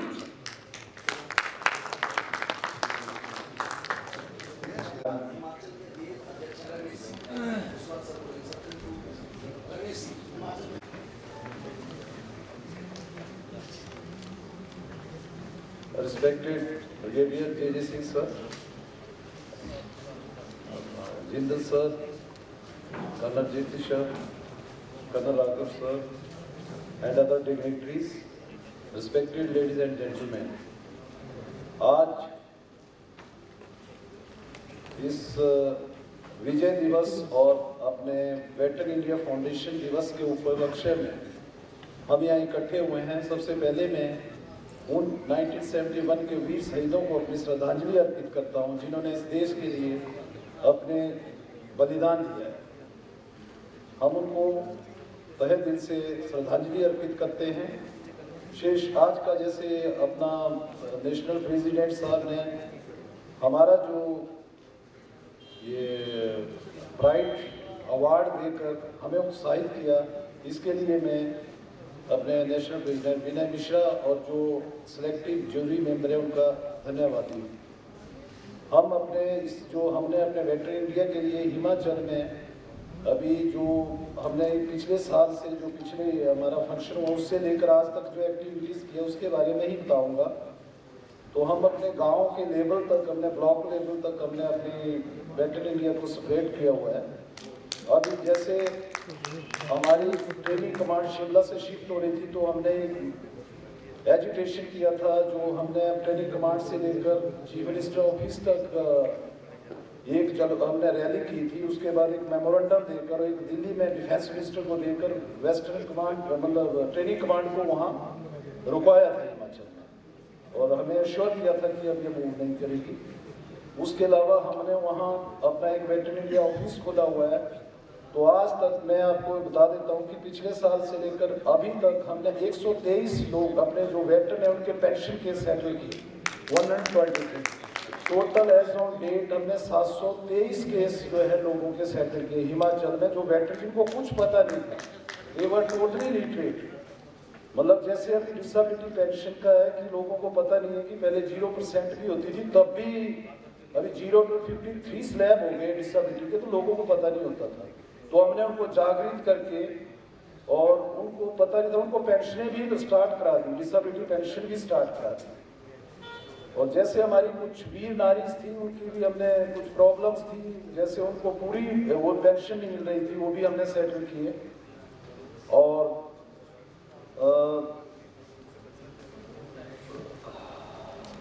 जो हमारे हम गांव में जहाँ भी कोई किसी वेटरन की प्रॉब्लम होती है वो भी हमने जाकर वो भी उनकी सेटल कराई है। जैसे किसी के मतलब उनके घर के प्रॉब्लम थी या उनको कोई लीगली प्रॉब्लम थी वो भी सेटल कराई है। कुछ कोर्ट केसेस थे वो भी हमने जो है वो सेटल कराए। तो मैं अभी जैसे इसको अभी हमारा आज का सब्जेक्ट है कि हम ऑर्गेनाइजेशन को इन्हांसमेंट कैसे करें, तो इसके लिए बहुत ही बेहतर तरीका है कि हम निस्बत अर्बन एरिया के रूरल एरिया में हमें ज़्यादा काम करना पड़ेगा, क्योंकि हमारी ज़्यादा जो फौजी स्ट्रेंथ है वो मैक्सिमम 80% रूरल में रहती है। ये जो हमें यहाँ से ऐसी जगहों से निकल के कुछ छोटे मोटे प्रोग्राम हमें रूरल में भी करने पड़ेंगे, ब्लॉक या पंचायत लेवल तक भी जाना पड़ेगा। और इसमें सबसे ज़्यादा अहमियत होगी हमारी जो बिग डिग्निटरी हैं जो देश में जिनको लोग मानते हैं, उनको थोड़ा स्टेटों में जाना पड़ेगा ताकि उससे इन्हांसमेंट होगी। वेटरन इंडिया की सबसे बड़ी इन्हांसमेंट होगी ताकि बूस्ट होगा, लोगों को पता चलेगा। क्योंकि हम दिल्ली में प्रोग्राम करते हैं तो इसका ज़्यादा मतलब यहाँ तक एक्सपोजर होता है या हमारे जो सोशल मीडिया से जुड़े लोग हैं उनको पता होता है। बाकी स्टेटों में इतना पता नहीं होता, क्योंकि हमारे मैक्सिमम फौजी रूरल में रह रहे हैं। तो मेरी तो ये एक सबसे बड़ी रिक्वेस्ट है कि हमारे जितने डिग्निटरीज हैं जिनको लोग पहचानते हैं सोशल मीडिया के थ्रू और ऐसे, वो थोड़ा स्टेटों में आए, विजिट करें, वहाँ स्टेट का एक प्रोग्राम रखा जाए ताकि लोग जो है गांव से आए, उनके नाम पर लोग आएंगे। तो इससे क्या होगा कि हमारी अच्छी जो हमारी स्टेट यूनिट होगी उसको भी थोड़ा रिकॉग्नाइजेशन मिलेगी और हमारी जो है स्ट्रेंथ और उनकी लोगों की प्रॉब्लम भी सॉल्व होगी और हमारा जो है रिकॉग्नाइजेशन स्टेट गवर्नमेंट से भी। तो ये मैं चाहता हूँ कि भाई कुछ प्रोग्राम हम निश्चित दिल्ली या अपने मेट्रो सिटी को छोड़कर हम बाहर भी रखें। मैं अपने वेस्टर्न इंडिया प्रेसिडेंट का बहुत बहुत धन्यवाद हमारे स्टेट के लिए, और आपने जो सोचा उसके लिए मैं आपका तहे दिल से धन्यवादी हूँ और आशा करता हूँ हमारी वेस्टर्न इंडिया दिन रात चौगुनी तरक्की करे और सही रास्ते पर चले। जय Hind. Sessions are highly welcome and we will definitely work on that. AVM साहब से अभी रिक्वेस्ट करूँगा, और तो कोई AVM साहब नहीं हमारे पास बैठे, और ready. Thank you leader Vijay Singh. अभी काफी वक्ताओं ने बताया कि कैसे हम बेटर इंडिया में और संगठन कर सकते हो। मैं इस बात पर थोड़ा सा कंसंट्रेट करूंगा। देखिए, पहले तो ये जो मिशन है, ये विनय मिश्रा जी जो इन्होंने बनाया, और इस मिशन का मैं बताना चाहता हूँ कि हम सबको पहले मिशन को समझना जरूरी है। किसी भी ऑर्गेनाइजेशन के लिए उसका जो एम है, जो मिशन है, उसको समझ लेना बहुत जरूरी है। हम कहते हैं कि हम देशभक्ति की भावना को सब में पैदा करना चाहते हैं, ठीक है। पहले हमें अपनी स्ट्रेंथ को, हमें अपनी ताकत को महसूस करना जरूरी है। जब मैं देखता हूँ कि ये वेटरन जो हमारे सामने जितने हमारी ऑर्गेनाइजेशन है, सबसे पहले तो जब मैं किसी सोल्जर को देखता हूँ, चाहे वो सूबेदार है, जवान है, कर्नल है, ब्रिगेडियर है, मुझे उसको अपने आप मेरा एक लगाव हो जाता है। फिर मैं इसको जानता हूँ, चाहे मैं उसके साथ रहा हूँ या ना था। तो हमें ये समझना चाहिए कि हम भारत के देश के किसी भी कोने में चले जाओ, जब कोई फौजी है वो आपका अपना है, ये हमारी अपनी एक स्ट्रेंथ है। फिर हम किसी भी गाँव में, किसी देश में, भारत के जितने फौजी हैं वो कोने कोने में, हर एक गाँव में, पंचायत में, सब जगह फैले। तो ये हमारी एक ताकत है, ये हमें समझना चाहिए। जब तक हम समझेंगे कि सब जो फौजी हमारे अपने हैं, ये हमारी एक फैमिली है, उसके बाद सिपाही की, एक फौजी की जो लॉयल्टी है, इंटीग्रिटी, उसकी फिजिकल फिटनेस, सोसाइटी सब कुछ जानती है। तो आज भारत के अंदर, देश के अंदर या दुनिया के किसी कोने में भी अगर देखा जाए तो एक सिपाही की, एक सोल्जर का कोई बैच नहीं है, और जो उसकी देशभक्ति की भावना है, जिस प्रकार उसने किया है, तो ये हमारी एक ताकत है। और ये हमें, जैसे अभी कुछ लोगों ने बताया कि ये हमें एक प्लेटफॉर्म मिला। हम लोग जब घर जाते हैं, रिटायरमेंट के बाद हम अपने गांव चले गए, शहर में चले गए, उसके बाद अपना कोई किसी को किसी चीज़ में इंटरेस्ट नहीं है, तो हमारे पास एक प्लेटफॉर्म है बेटर इंडिया का मिला हुआ, जिसको हमें सबको इकट्ठे करने का टाइम दिया है और इसको हमें पूरी तरह से जाना चाहिए। और आपने देखा कि पिछले 3-4 साल से कैसे बेटर इंडिया सारे हमारे भारतवर्ष में किसी तरह से फैल गई। बहुत बुरी, जैसे फंक्शन आपने देखे, जो ऑर्गेनाइजेशन, इसमें कोई इतना आसान काम नहीं, इनफ एफर्ट हो गया। सो ये सब आप लोगों का लगाव है, लगन है, और इसको हमें ताकतवर कैसे बनाएंगे। अब समझिए कि पहले हमारा काम है देश को देना। आप किसी के पास जाइए कि बोलोगे कि हमें ये चाहिए, तो पहले आपसे बात करने के लिए पीछे हट जाता है। मैं आपको एग्जाम्पल देता हूँ कि हम अभी पिछली बार राजनाथ सिंह से मिले, उसके बाद वाइस प्रेसिडेंट साहब के पास गए, जिसके पास भी हम जाते हैं, जब हम अपना मिशन बताते हैं, वो आदमी अपने आप मिलने के लिए जाते हैं। अभी मिश्रा जी गए थे स्पीकर साहब के पास, जब उनको अपना मिशन बताया कि हमारा, हम राष्ट्र की भावना करते हैं, हमने देश से कुछ देना है, कुछ लेना नहीं है, हम सब फौजियों की ताकत को इकट्ठा करके देश के किसी अच्छे काम में, निर्माण में लगाना चाहते हैं, तो वो हैरान होंगे कि कोई ऐसी संस्था भी है। तो हमारी संस्था को समझना बहुत जरूरी है। और इसलिए मैं ये चाहता हूँ कि आप जब भी, जहाँ भी आपके साथी हैं, उनको ये पहले बताइए कि हमारा काम अपनी जितनी हमारा एक्सपीरियंस है, जितनी हमारी ताकत है, उसको देश के निर्माण में लगाएं। निर्माण में बहुत काम है, जैसे अभी या स्कूलों के अंदर कहीं भी काम कर सकते हैं आप, प्लास्टिक है, रिमूवल है, सैनिटेशन है, कहीं भी काम कर सकते हैं। हमें पहले अपने मिशन को समझना चाहिए। और आज दुनिया भर में हर एक फौजी की इज्जत है। जैसे अभी जी सिंह बता रहे थे, आप यूएस में जाइए तो पहले फौजी के लिए सबसे पहले लाइन में फौजी आता है। उसके लिए आवश्यक है, जरूरी ये है कि हम अपनी इज्जत बनाए रखें। अगर हम ही अपने हड़ताल करेंगे, देश में लोगों से मांगते रहेंगे, तो कोई हमारी बात नहीं सुनेगा। अपनी इज्जत को रखिए और अपनी सारी प्रॉब्लम अगर आप इकट्ठे होंगे तो हमारी सारी समस्याएं भी हल। जैसे आजाद अकबी साहब आए थे, उन्होंने बड़ा क्लियर बोला कि आप कोई भी समस्या है, कोई भी किसी फौजियों की है, हमारे पास लेके आइए। इसी तरह मैं चाहता हूं कि हम पहले मिशन को समझें, इकट्ठे हों आपस में, और अपने जितने भी गांव के या शहर के जहां आप रह रहे हैं, अपने साथियों एक्स सर्विसमैन को साथ जोड़िए, उनको समझाइए कि ये आपको प्लेटफॉर्म है। अगर आप एक वेटरन इंडिया के मेंबर की तरह किसी के पास जाएंगे, डीएम के पास जाएंगे, तो आपकी बात को सुनेंगे। अगर आप अकेले जाते हैं, अपनी बात नहीं सुनेंगे। तो हमें आपस में पहले मिशन को समझना चाहिए, फिर आपस में लोगों को जोड़ना चाहिए, फिर जहाँ आप रह रहे हैं वहाँ पर आप कुछ ना कुछ वेटरन इंडिया के फंक्शन ऑर्गेनाइज करेंगे। जैसे रमेश जी बता रहे थे, जो है हिमाचल प्रदेश से आए हुए, कि उन्होंने काफ़ी ECHS के लिए काफ़ी काम किया है, पेंशन किया है। तो तभी आप कर सकते हैं अगर आप जुड़े हुए हैं, आप एक ग्रुप में, तो आपकी ताकत तभी बढ़ेगी अगर आप जुड़े हैं। लोगों को जोड़िए और ये बताइए कि हमारा मिशन जो है इकट्ठे होकर आपस के लोगों की एक दूसरे के मिलके हेल्प करना या हेल्प करना है। अगर मैं देखता हूँ आज लखनऊ से आए हुए हैं, यूपी से हैं, बरेली से हैं, कम से कम हम उनको एक दूसरे को जानते हैं। तो आपको एक ऐसा प्लेटफॉर्म मिला है जिससे कि आप एक दूसरे को जान सकते हैं, एक दूसरे की हेल्प कर सकते हैं और उसके साथ आपस में जुड़ सकते हैं। तो मेरा ये मिशन है कि पहले मिशन को समझिए। और कुछ लोग ऐसे भी हो सकते हैं जो इस मिशन से नहीं एग्री करते, जो कुछ अपना जिनकी और कुछ रिक्वायरमेंट है। आई थिंक बेटर ये है कि उन लोगों को मिशन को सुनना, दूर रहे तो कोई फर्क नहीं पड़ता। और एक और बड़ा मिशन जो मैं हर समय कहता हूँ कि ये प्लेटफॉर्म वेटरन इंडिया जो है, इसमें ऑप्शन और जवान बिल्कुल बराबर है।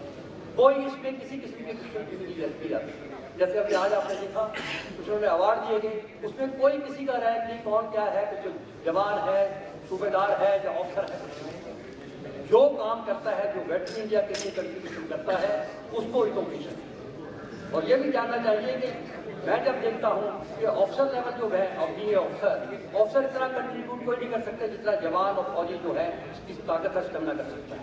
ऑफिसर थोड़ा गाइड कर सकते हैं आप। तो इसलिए इस ऑर्गेनाइजेशन में दोनों का होना बहुत जरूरी है और दोनों को ये समझ लेना चाहिए कि इसमें काम करते हुए किसी तरह का भेदभाव, तो हम सबको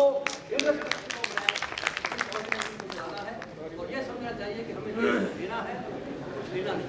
ये दो विषय को ध्यान रखिए। तो वेटरन इंडिया जो है, तो मैं समझता हूँ कि वेटरन इंडिया जो है और आगे बढ़ेगी। पर आपने देखा है कि किस तरह से आगे तरक्की करती जा रही है और इसी तरह आगे बढ़ती जाएगी। और मैं विनय मिश्रा को और सब लोगों को आपकी तरफ से बहुत बहुत धन्यवाद देता हूँ। और जो स्पेशल लोग जो बाहर से आए हैं, अब देखिए उनका भी मैं बहुत बहुत उनको सम्मान देता हूँ और उनका मान करता हूँ। तो ये बाहर से आना, कहीं पे पहुँचना इतना आसान काम नहीं है। आपकी लगन है, आपकी इच्छा है, आप इसलिए आए हैं। और ये हमारा भी फर्ज जो दिल्ली की कमेटी है कि उनका जितना भी ध्यान रख सकें, उनको फैसिलिटी प्रोवाइड करें। तो मैं चाहता हूं कि वेटरन इंडिया के मैं अभी बताना चाहता हूं कि वेटरन इंडिया आने दिनों में एक बहुत ही शक्तिशाली और ताकतवर ऑर्गेनाइजेशन बनने वाली है, जिसमें आप देखेंगे कि सारे फौजियों को थैंक यू, धन्यवाद। You are very strong pillar of ours. You, Brigadier Sharma,